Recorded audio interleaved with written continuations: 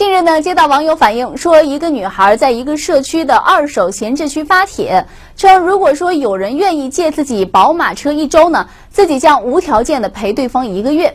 为了体现自己的诚意啊，这个女孩还在帖子当中附上了自己的全身照。帖子中呢，一名叫做小霞的24岁女孩呢，将自己的时间作为商品明码标价，并且还是列出了这个价目单。首先呢，这个1商品名称小霞的1个月及30个晚上；2新旧程度是全新；3原价未知；4现价1周的宝马使用权，并且呢，这个宝马不要3系的，还要拒绝国产。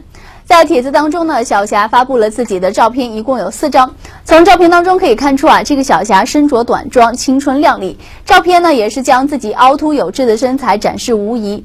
小霞声称啊，自己当年在学校还是校花，而之所以这样做的原因呢，是因为之前收到高中同学的短信，要在国庆节组织同学会。不过呢，在小霞看来，这样的同学会啊，就是显摆会。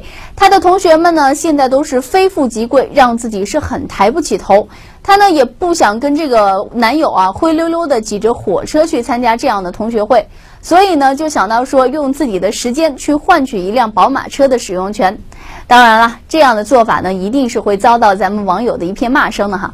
这样过于物质的追求显得是非常的肤浅。有网友就觉得，你这样做跟这个小姐有什么区别呢？